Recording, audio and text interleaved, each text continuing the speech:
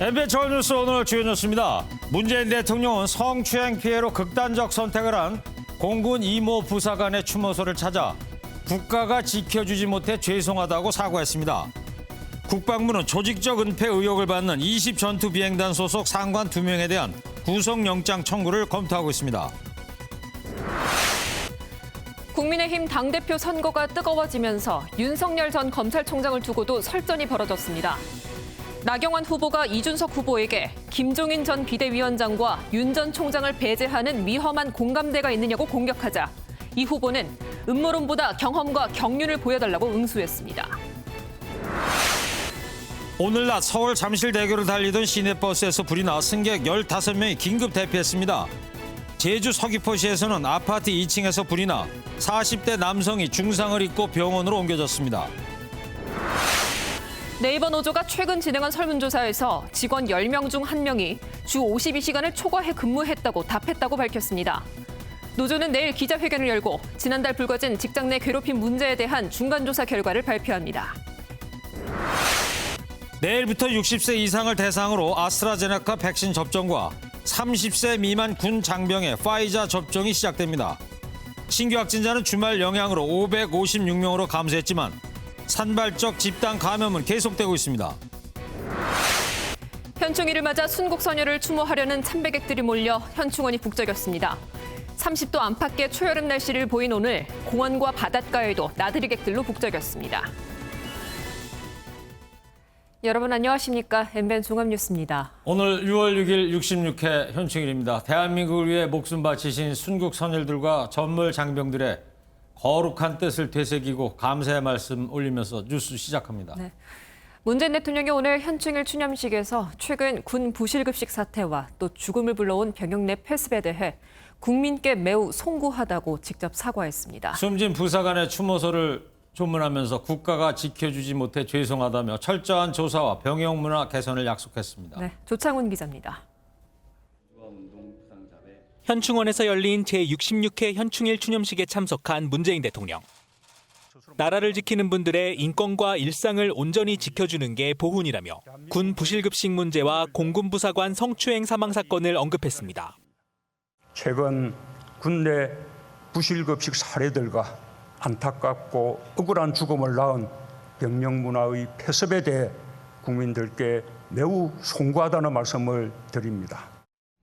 수사기관의 엄정한 처리를 지시한 지 사흘 만에 대통령이 직접 이번 사건에 대한 사과의 뜻을 전한 겁니다. 추념식을 마친 문 대통령은 곧바로 숨진 부사관의 시신이 안치된 국군 수도병원 추모소를 찾았습니다.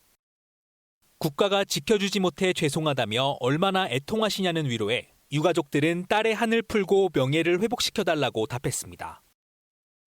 문 대통령은 철저한 조사를 약속하고 이번 일을 계기로 병역 문화가 달라지도록 하라고 서욱 국방부 장관에게 지시했습니다.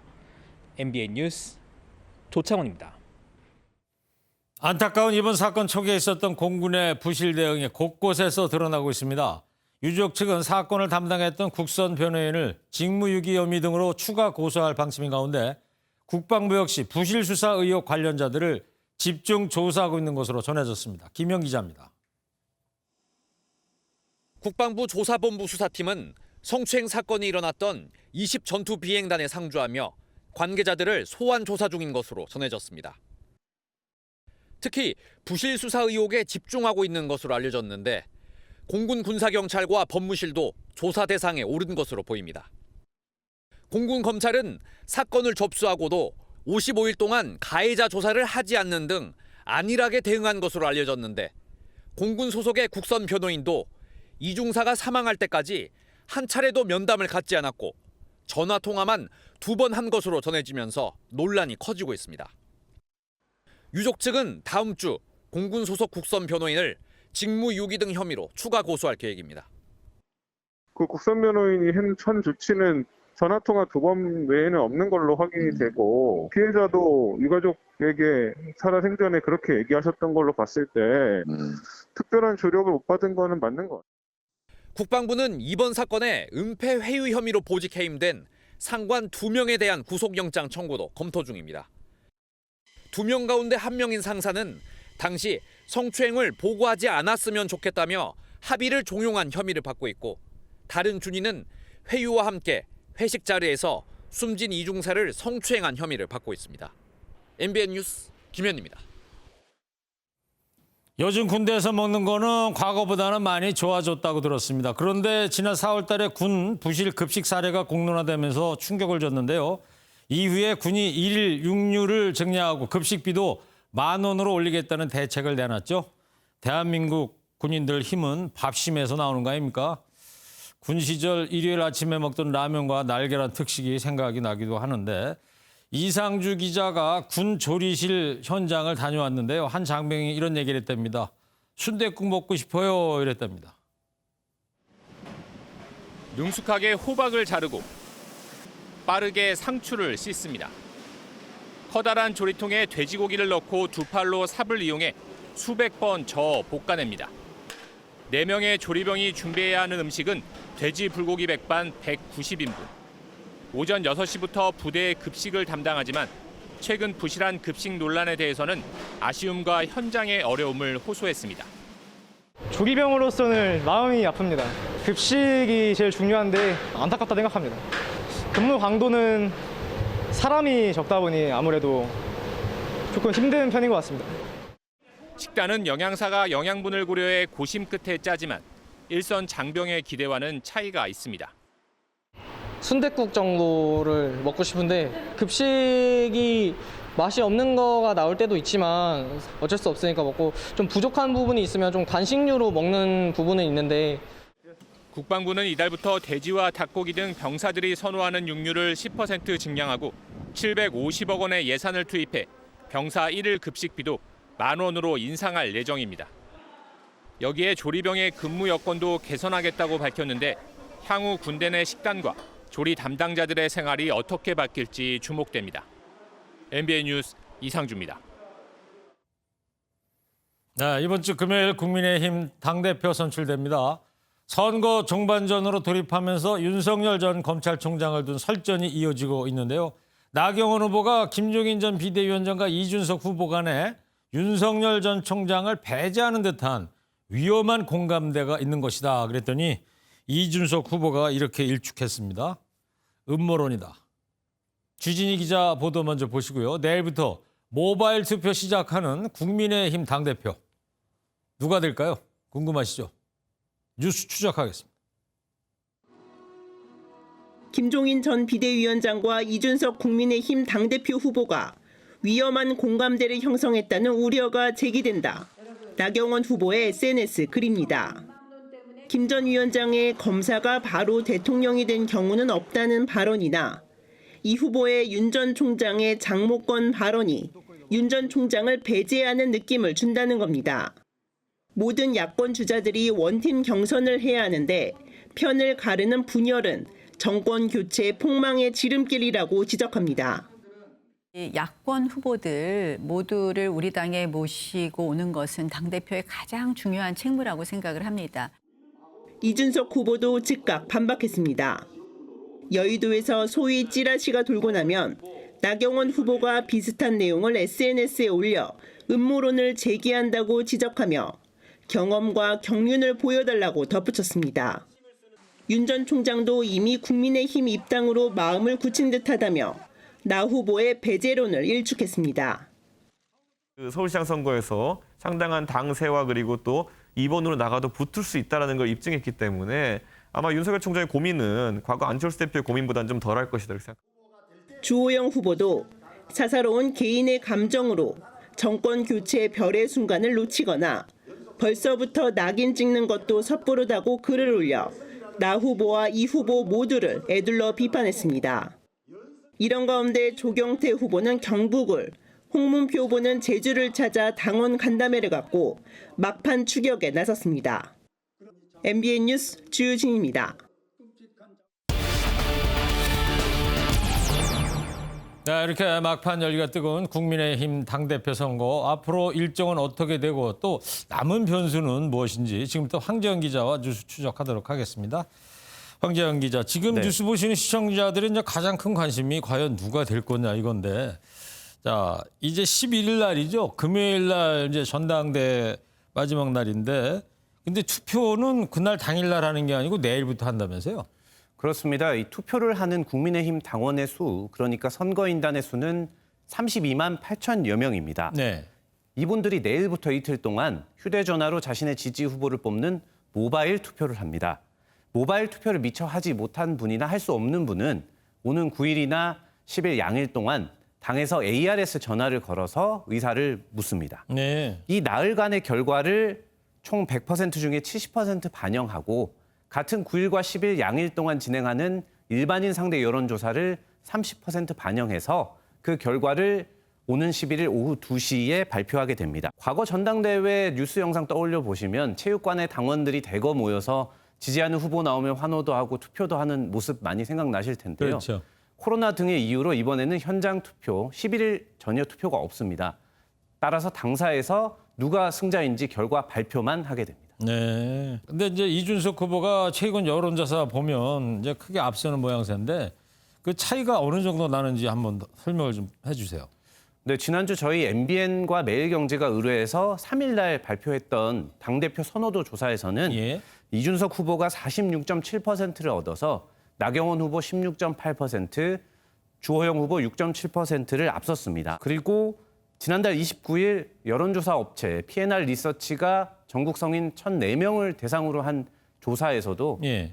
이준석 후보가 40.7%의 지지율을 받았고 나경원 후보가 19.5%로 2위를 기록했습니다. 여기서도 한 20% 차이가 나는군요. 그렇습니다. 이 조사들에서는 격차가 조금 나긴 합니다만 최종 결과의 70%를 차지하는 게 당원들의 의사 아니겠습니까? 네. 그러나 당원들을 상대로 한 여론조사는 아니었습니다. 때문에 이 수치가 그대로 결선에 나올 것이다.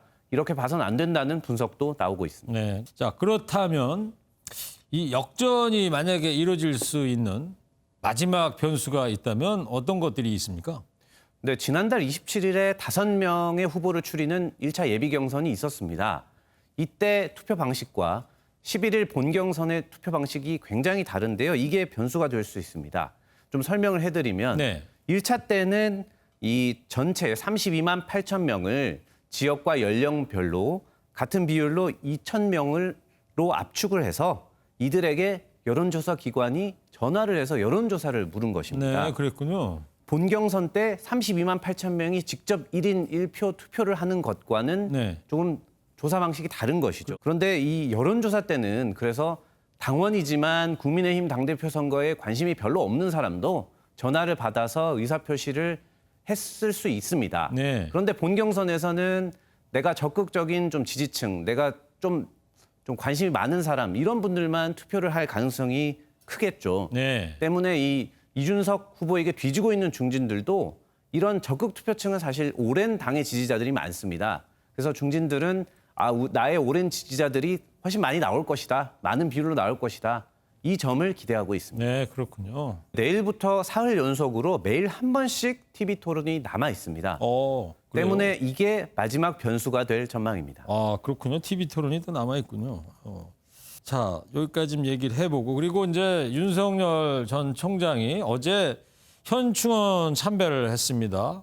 그래서 야당에 대한 앞으로 선거 기간 중에 메시지를 낼지 이것도 이제 관심이 있는데요. 네, 그게 왜 포인트가 되냐면 어제 현충원 참배를 한 윤석열 전 총장의 일정에 특징이 있었기 때문입니다. 지금까지 윤 전 총장의 일정은 주로 언론이나 유튜버를 통해서 대중에게 알려졌었습니다. 본인이 얘기했던 게 아닌 거죠. 그렇죠. 근데 어제는 윤 전 총장 측이 직접 기자들에게 이 현충원 일정을 공개했고 조국을 위해 희생하신 분들이 분노하지 않는 나라를 만들겠다. 이런 메시지를 냈다고 직접 말을 했습니다. 그리고 정치인이 발탁되거나 당선되면 제일 먼저 찾는 곳이 현충원 아니겠습니까? 네. 그만큼 어제 일정 공개는 앞으로 정치 참여를 적극하겠다 이런 뜻을 나타낸 것으로 볼 수 있습니다. 그렇다면 간접적으로나마 야당 당대표 선거에 대해서도 남은 6일 동안 메시지를 낼 수 있다 이런 분석이 나옵니다. 네, 알겠습니다. 주요 정당 역사상 사상 최초로 30대 대표가 탄생할 것이냐, 경륜을 갖춘 중진의 당대표 등극이냐, 이번 주 금요일 오후 2시 발표라고 그랬죠? 그렇습니다. 예. 누군지는 아직 모르는 거죠? 네, 저도 알 수 없습니다. 여기까지 황재영 기자였습니다. 네, 오늘 전국에서 화재 사고가 잇따랐습니다. 먼저 서울에서는 잠실대교를 달리던 시내버스에서 불이 나 승객 15명이 대피를 했고요. 제주 서귀포 아파트에서도 화재로 유독가스를 마신 40대 남성이 병원으로 옮겨졌습니다. 김보미 기자입니다. 다리 갓길에 멈춰서 있는 버스에서 검은 연기와 함께 불길이 솟아오릅니다. 오늘 낮 12시 20분쯤 서울 잠실대교를 달리던 시내버스에서 불이 났습니다. 초록색 버스 한 대가 거기 대교 쪽에 딱 서가지고 뒤쪽 부분이 막 엄청 까맣게 돼 있는 거예요. 그리고 옆에랑 막 이렇게 다 열려 있고 소방차 2대인가 와 있고. 화재 직후 운전기사가 소화기로 진화를 시도했지만 불길은 잡히지 않았고 소방대원들이 출동해 약 30분 만에 불이 완전히 꺼졌습니다. 버스 그 엔진 부분에서 화재가 나는데 뭐 정확한 거는 더 저희가 조사를 해야 되고. 버스 승객 15명은 바로 대피해 다친 사람은 없었고 버스가 불에 타면서 소방서 추산 250만 원의 재산 피해가 났습니다. 소방당국은 엔진 과열로 불이 발생한 것으로 보고 정확한 화재 원인을 조사하고 있습니다. 어두운 새벽 아파트 2층 베란다에서 회색 연기가 뿜어져 나옵니다. 오늘 새벽 3시 50분쯤 제주 서귀포시의 한 7층짜리 아파트 2층에서 불이 나 17분 만에 꺼졌습니다. 이 불로 집에서 혼자 자고 있었던 40대 남성이 일산화탄소 중독으로 병원에 옮겨졌습니다. 소방당국은 집안 주방 가스밸브가 열려 있었던 점 등을 고려해 화재 원인을 조사하고 있습니다. MBN 뉴스 김봄입니다. 한강에서 숨진 채 발견된 고 손정민 씨의 친구 A 씨의 휴대전화에서 범죄 혐의점이 발견되지 않았습니다. 경찰은 이제 사실상 마지막 단서인 손 씨의 신발을 찾고 있습니다. 이 신발에 묻어있는 흙을 비교 분석해서 남은 의혹을 풀겠다는 방침입니다. 김한준 기자입니다. 고 손정민 씨의 친구 A 씨의 휴대전화가 지난주 일요일 발견된 직후부터 경찰은 디지털 포렌식과 혈흔검사 등을 통해 범죄 혐의점이 있는지를 조사했습니다. 하지만 국립과학수사연구원 분석 결과 혈흔 반응이 나오지 않았고 디지털 포렌식을 통해서도 A 씨와 손 씨와의 불화나 범행 동기, 사인 등과 관련된 내용 역시 발견되지 않았습니다. 이에 따라 경찰은 사실상의 마지막 단서인 손 씨의 신발을 찾기 위한 수색 작업에 집중하고 있습니다. 손 씨는 실종 닷새 만인 지난 4월 30일 양말만 신은 채로 발견됐는데 양말에 묻은 흙은 한강 둔치에서 10m 정도 떨어진 강바닥의 흙 성분과 비슷한 것으로 조사됐습니다. 한강변에서 5m 떨어진 강바닥 지점의 흙과는 성분이 달랐습니다. 경찰은 신발을 발견하면 묻어있는 흙을 다시 비교 분석해 사건 당시 상황을 재구성할 계획입니다. 익사에 이르게 된 경위에 초점을 맞추어 사망 전 행적을 명확히 확인하는 데 주력하고 있습니다. 다만 신발에서도 아무런 특이점이 발견되지 않는다면 이 사건은 단순 사고사로 결론날 가능성이 커 보입니다. MBN 뉴스 김한준입니다. 대학생들의 취업 선호도가 높은 네이버에서 지난달 직장 내 괴롭힘 문제가 불거지더니 이번에는 주 52시간을 지키지 않았다는 주장이 나왔습니다. 노조는 내일 갑질 의혹과 관련한 중간조사 결과를 발표하고 고용청에 진정을 내기로 했습니다. 박은채 기자입니다. 네이버 노조는 최근 비즈와 포레스트 등 3개 사내 독립기업 소속 조합원을 대상으로 설문조사를 진행했습니다. 그 결과 응답자의 10%가 주 52시간을 넘겨 일한 적이 있다고 답했습니다. 초과 근무를 감추기 위해 근무 시간을 실제보다 적게 기록하는 등 다양한 꼼수를 동원했다는 게 노조의 주장입니다. 근로기준법에 따르면 근로시간을 어길 경우 사업주는 2년 이하 징역 또는 2천만 원 이하 벌금을 받게 됩니다. 지난달 25일 극단적 선택을 한 네이버 직원이 평소 상급자의 갑질에 시달렸다는 의혹도 제기된 상태입니다. 네이버 노조는 내일 자체 중간조사 결과를 발표하고 고용청에 진정할 방침입니다. 이런 가운데 고용노동부는 중대재해가 발생한 사업장에 대한 엄정 조치를 예고했습니다. 위험 요인에 대한 안전조치 여부 등을 중점 점검하여 사망사고 감축에 더욱 집중해야 할 것입니다. 현장 지도 감독과 함께 네이버 직원의 극단적 선택이 업무상 재해로 인정되면 회사는 작업 중지에 버금가는 책임을 질 수도 있다는 관측이 나옵니다. MBN 뉴스 박은채입니다.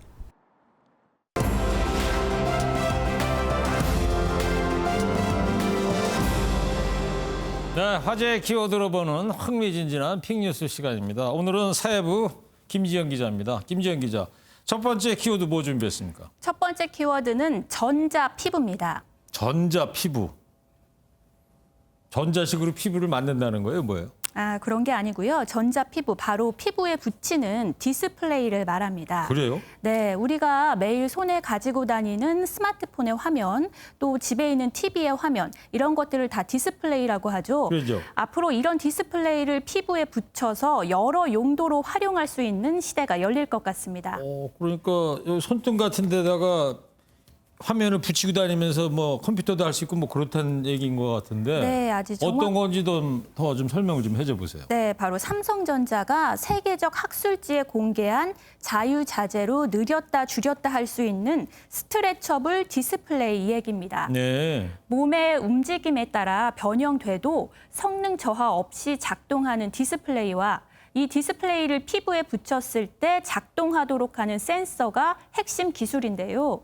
이 두 개 기술이 합쳐진 게 바로 스트레처블 디스플레이, 즉 전자피부입니다. 그러니까 스트레처블이라는 게 영어 그대로 하면 스트레치, 늘린다 이런 거 아니에요? 우리 네. 운동할 때 스트레칭 한다고 그러는 거예요? 자유자재로 늘릴 수 있다. 이게 그러니까 붙이기만 하는 게 아니고 늘어났다 줄었다 이렇게도 가능하다는 얘기예요? 네, 몸을 움직이면 디스플레이가 늘어나기 때문에 그런 의미인데요. 신축성이 있어야 된다? 네. 예를 들어 손목 안쪽에 전자 피부를 부착해 심박 신호를 측정하는 데 사용할 수 있습니다. 예. 아직 기초 기술 개발 단계로 디스플레이를 어떻게 부착할지 등 상용화까지는 시간이 걸리겠지만 별도 장치 없이 다양한 생체 신호를 측정할 수 있는 헬스케어 기기로의 활용을 기대할 수 있습니다. 네. 우리 몸 자체가 이제 기기화되는 영화에서만 보던 일이 이제 현실화 될 것 같은데 알겠습니다. 다음 키워드는요?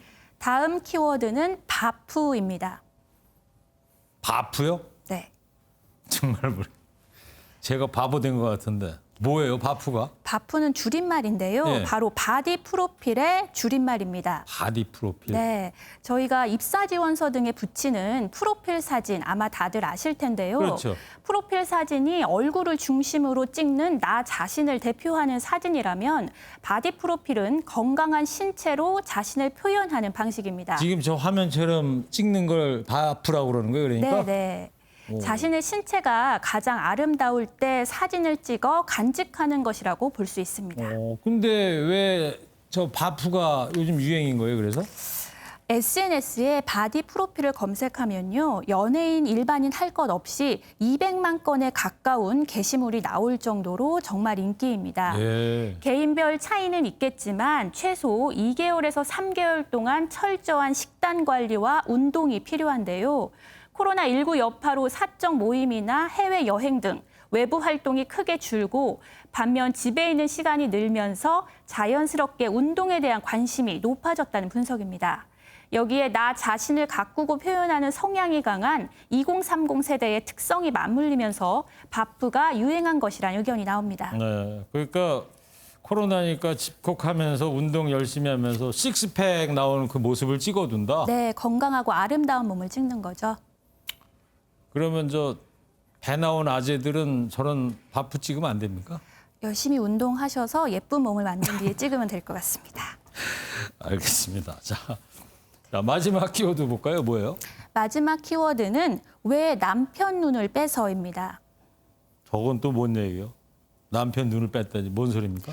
이 논란은 한 동영상 공유 플랫폼에 올라온 영상에서 시작이 됐습니다. 네. 해당 영상을 캡처한 사진을 먼저 보시면요.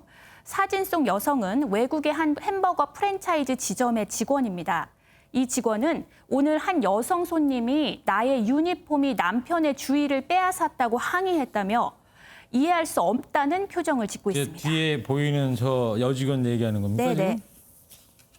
그렇군요. 사진만 보면 근데 일반적인 유니폼 같은데 예, 무슨 문제가 있었던 거예요? 맞습니다. 유니폼은 반팔 셔츠와 검은색 바지로 우리나라에 있는 그 해당 햄버거 프랜차이즈의 유니폼과 크게 다르지 않습니다. 네. 이 직원은 뒷모습을 보여주며 내 엉덩이를 집에 두고 와야 할 것 같다고 하소연했습니다. 아마도 타이트한 유니폼 때문에 몸에 굴곡이 드러난 점을 문제 삼은 것 같다며 억울함을 표현한 겁니다. 네. 영상을 본 사람들은 괜한 트집이다. 우리의 몸은 정신을 빼앗는 대상이 아니다라는 댓글을 남기기도 했습니다. 네, 그렇군요.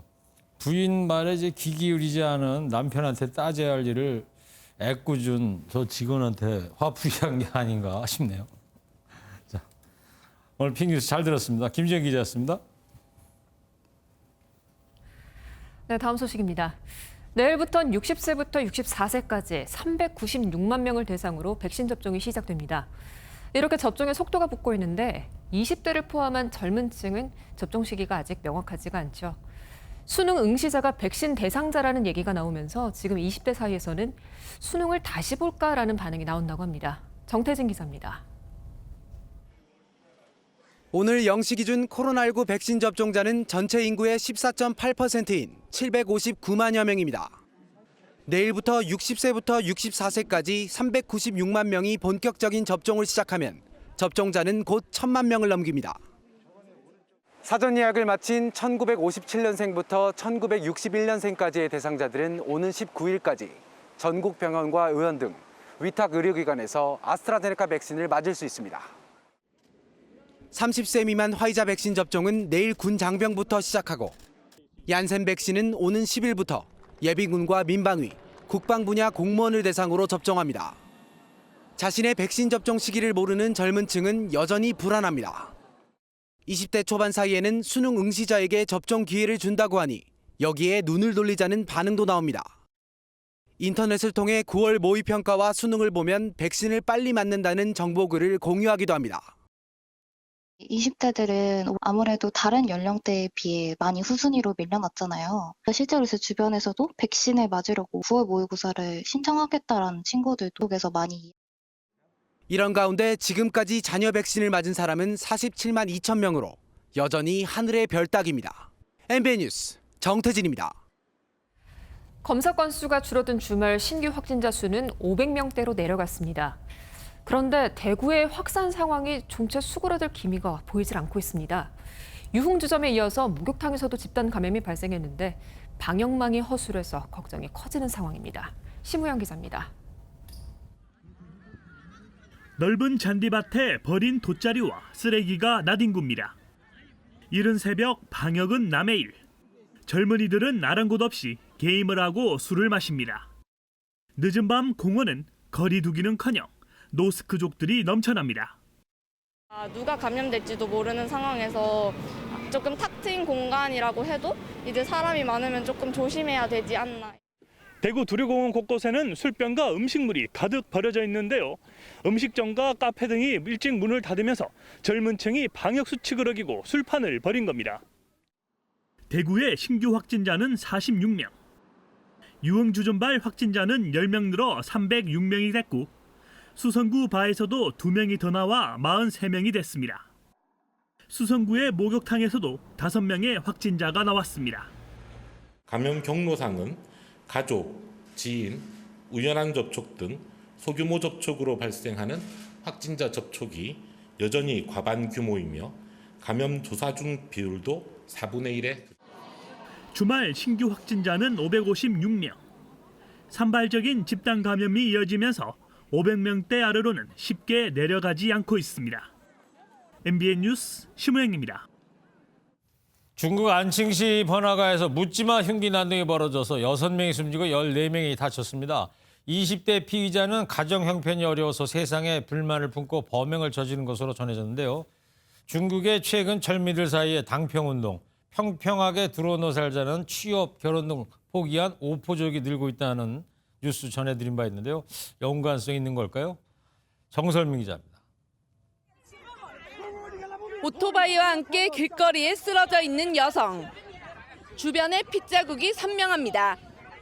쓰러져 있는 남성을 지나가던 행인이 양산을 씌워주며 보살피고 있습니다. 중국 안후이성 안칭시 길거리에서 한 남성이 지나가던 시민들에게 흉기를 휘둘렀습니다. 길을 가다 난데없이 흉기 공격을 받은 6명이 목숨을 잃었고 14명이 다쳤습니다. 흉기 난동을 벌인 25살 남성은 신고를 받고 출동한 경찰에 붙잡혔습니다. 이 남성은 가정 형편이 어려워 사회에 불만을 품고 범행을 저지른 것으로 전해졌습니다. 사건이 발생한 곳은 안칭시에서 가장 번화한 곳인데다 주말 오후라 인파가 몰려 피해가 더 컸습니다. 한편 부상자가 많아 혈액이 부족하자 인근 대학 학생들과 주민들이 밤새 줄을 서 헌혈에 나서기도 했습니다. MBN 뉴스 정사희민입니다.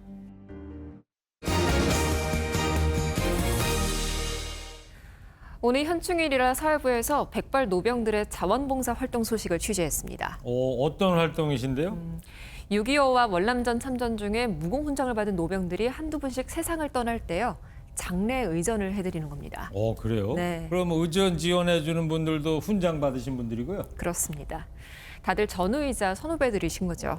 처음 듣는 얘기인데요.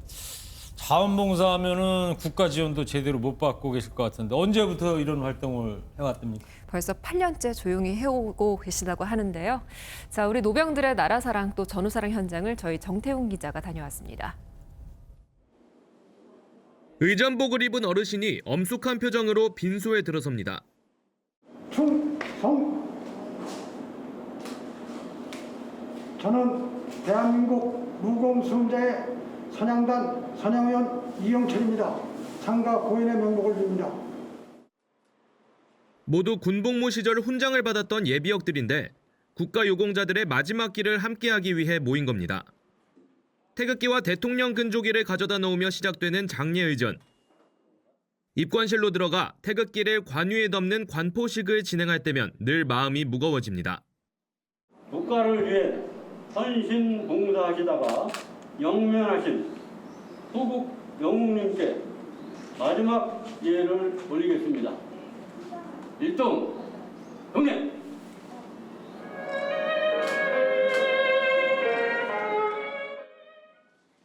안치가 끝나면 곧바로 빈소에서 합동조문이 이어집니다. 유족과 한자리에 모여 고인을 기리다 보면 어느새 눈시울이 붉어집니다. 진심을 다해 존경합니다. 선배님께서 목숨으로 지키고자 한 대한민국은 이제 저희가 지키겠습니다. 마지막 가시는 길을 명예롭게 해드리고 또 자손에게는 그 명예와 긍지를 심어드릴 수 있으며 유가족과 같이 슬픔을 나누는 게 가장 의미 있는 그런. 자발적으로 모여 선배의 마지막 길을 위로한 지도 어느덧 8년째. 흑발을 지나 백발이 됐지만 이들이야말로 나라를 위한 삶이 무엇인지를 몸소 보여주고 있습니다. MBN 뉴스 정태웅입니다. 오늘 많은 시민들이 현충원을 찾았습니다. 엄숙한 추모 분위기도 보이고 또 아이들과 함께 역사의 공간에 머물면서 초여름 나들이 하는 모습도 볼 수 있었습니다. 시민들이 보낸 현충일 풍경을 홍지호 기자가 담아왔습니다. 현충원에 있는 수많은 순국 선열의 묘에 태극기와 꽃이 있습니다. 비석 앞에 앉아 이야기를 나누고 기도를 하는 등 각각의 방법으로 떠나간 조상을 기억합니다. 현충일을 맞아 나라를 위해 목숨을 바친 가족들을 추모하기 위해 많은 분들이 이곳을 찾았습니다. 수원에 사는 박용기 씨는 매년 이맘때쯤 50년 전 순직한 형을 찾아옵니다. 군 전역을 3개월 앞두고 있던 형은 폭발물 사고가 터지면서 세상을 떠났습니다. 진짜 좋아하는 형이거든요. 존경하는 형이기 때문에 꼭 찾아뵙고 그때 또 해준물로 인해 갖고 저도 또 마음이 편합니다. 전쟁에서 사용하던 비행기와 배가 있는 전쟁 기념관도 좋은 나들이 장소가 됐습니다. 초여름 날씨에 사진도 찍고 물고기 밥도 주면서 시간을 보내는 가족들의 얼굴엔 즐거움이 가득합니다. 뜻깊은 날이고 하니까 나중에 아이가 크면 또 볼 수도 있을 수도 있을 것 같아서 그런 마음에 또 여기 전쟁기념관을 찾게 됐습니다. 코로나19로 매년 열리던 기념 행사들은 잠시 쉬어갔지만 모두가 각자의 방식으로 선열에 대한 추모에 동참한 하루였습니다. MBN 뉴스 홍지호입니다. SNS로 전 세계 가상화폐 시장을 뒤흔들고 있는 테슬라 CEO 일론 머스크에게 경고장을 보낸 이들이 있습니다. 바로 국제 해커 집단 어나니머스입니다. 머스크가 장난 같은 메시지로 여러 사람들의 삶을 파괴했다면서 응징을 예고했습니다. 이혁준 기자입니다. 어나니머스가 5일자 유튜브에 올린 영상입니다. 3분 40초가량 이어지는 메시지는 일론 머스크, 테슬라 최고 경영자에 대한 비판과 경고입니다. 어나니머스는 머스크가 정부 지원금으로 가상화폐를 사는 것으로 보이고 차량 판매보다 비트코인으로 더 많은 돈을 번다고 언급했습니다. 또 장난 같은 트윗으로 시장을 교란시키며 일반인을 조롱한다고 비난했습니다. It seems that the games you have played with the crypto markets have destroyed lives. 실제 머스크가 4일자 트윗으로 비트코인 아이콘과 반으로 갈라진 하트 그림을 올려놓자 비트코인 가격은 하락했습니다. 어나니머스는 2006년 해커 활동가가 모여 설립한 집단으로 극단주의 무장 세력, 이슬람 국가 같은 세력과 싸워왔습니다. You may think you are the smartest person in the room, but now you have met your match. We are anonymous. We are legion. Expect us. 미국 마이애미에서 열린 세계 최대 규모 비트코인 축제에서도 머스크가 비트코인에 악영향을 끼친다는 비판이 이어졌습니다. 이에 머스크는 불편한 감정을 드러내며 트윗에 당신이 미워하는 것을 죽이지 말고 사랑하는 것을 구하라는 글을 남겼습니다. MBN 뉴스 이혁준입니다. 이제는 여름이란 단어가 무색하지 않습니다. 6월의 첫 번째 휴일인 오늘 바깥 나들이 나가셨던 분들은 쨍쨍한 햇볕이 기온을 크게 끌어올리면서 여름 더위를 실감하셨을 텐데요. 내일도 서울은 27도, 광주와 대구 등 남부 지역은 32도까지 껑충 뛰어올라서 오늘보다도 덥겠습니다. 맑은 날이 지속되면 대기가 정체되면서 미세먼지 걱정이 앞서는데요. 전국에 대체로 맑은 공기 나타나겠지만 내일 수도권은 미세먼지 농도 종일 나쁨 수준으로 공기가 탁하겠습니다. 충북과 대구도 오전에는 일시적으로 미세먼지 농도 짙게 나타나겠습니다.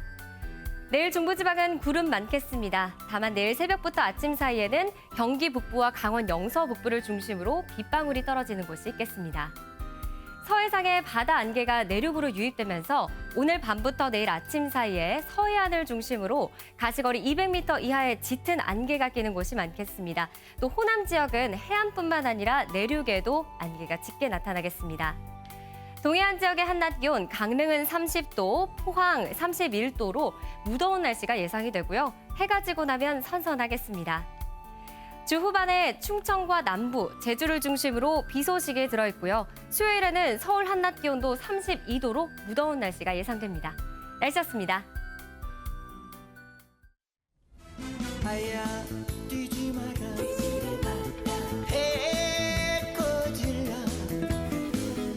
아기야 뛰지 마라 배 꺼질라. 참 가슴 시린 그런 노랫말입니다. 진성 씨 저하고 갑장인데 어릴 때 배 앓고 살았던 실제 얘기를 해요. 뭐 초급 목표는 안 했지만 제 어린 시절 보리밥들은 참 많이 먹었죠. 소년들 덕분에 6.25 전후 최빈국에서 이제는 미국의 반도체와 배터리 44조 원을 투자하는 나라가 된 겁니다. 네. 그런 점에서 조금 전 전해드린 대한민국 무공수운자회 백발노병들의 장례 의전 자원봉사 가슴이 시립니다. 네. 노병들의 전후 사랑에 국민적 관심과 또 지원이 필요해 보이기도 하고요. 네, 그렇죠. 문재인 대통령이 최근 경험한 미국의 훈장 수여식 우리에게도 시사하는 바가 큽니다. 네. 자, 보릿고개와 함께한 현충일 MBN 종합뉴스는 여기서 모두 마치도록 하겠습니다. 시청해주신 여러분 편안한 밤 보내십시오. 고맙습니다.